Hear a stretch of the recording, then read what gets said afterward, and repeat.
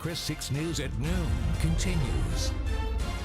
Welcome back, everyone. We were in desperate need of some rainfall, and that's exactly what's been occurring over the last several days. In fact, we're taking a live look at our CCRV6 weather bug over on I-37 in Suntide, and it is really coming down out there with the extra cloud coverage.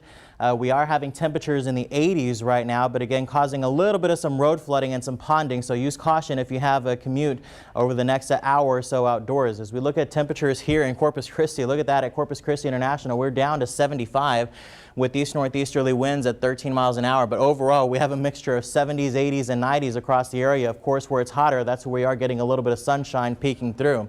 Here's a weather story. So we've entered the peak of hurricane season, and the tropics are certainly active. We'll get to that in just a second, but we've also entered the wettest time of year. September is usually when we average about 5 inches of rain, and that's the most we usually get throughout the year. So it's not too unusual that we're getting these showers and thunderstorms right now. And the scattered showers and thunderstorms will stay in the forecast through at least for tomorrow. That's certainly some good news.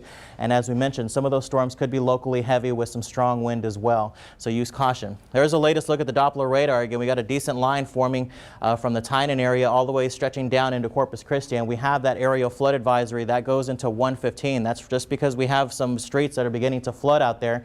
So use caution, and some of these cloud tops are going pretty high, so some of them could have a little bit of some pea-sized hail associated with them, going up around 47,000 feet. So as you look at the 3D radar here, they certainly have some structure to them at this point.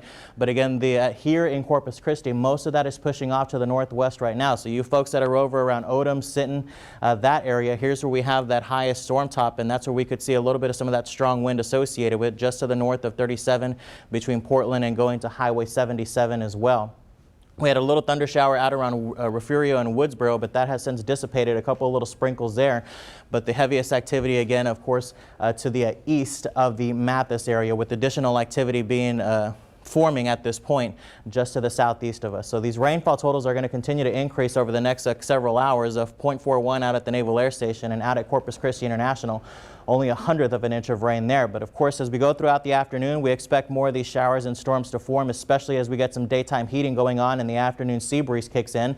That'll relax for tonight, and then we do it again for tomorrow. Scattered showers and storms are going to be in the forecast, and under some of those heavier storms, we could pick up anywhere between 1 to 2 inches of rain. But if you only get a couple of sprinkles, only averaging around 1/4 of an inch of rain. Hourly forecast shows we'll get back into the lower 90s. Of course, hopefully we'll get some sunshine. If we don't get any sunshine, we're going to struggle to do that at this point. But nonetheless, we have some showers all across the state. Quick look at the tropics. I want to go through this very quickly here. Tropical wave off in the eastern Atlantic, I should say, one in the central. But this is the one we're going to be watching pretty closely. Investigation 95L. This is forecast to make its way into the Gulf of Mexico over the weekend, and that's something we'll have to watch going into early next week. So scattered thunderstorms in our NEC Co-op Energy 7-day forecast, lower 90s, stray showers on Friday and Saturday, and more isolated in nature on Sunday. Paula.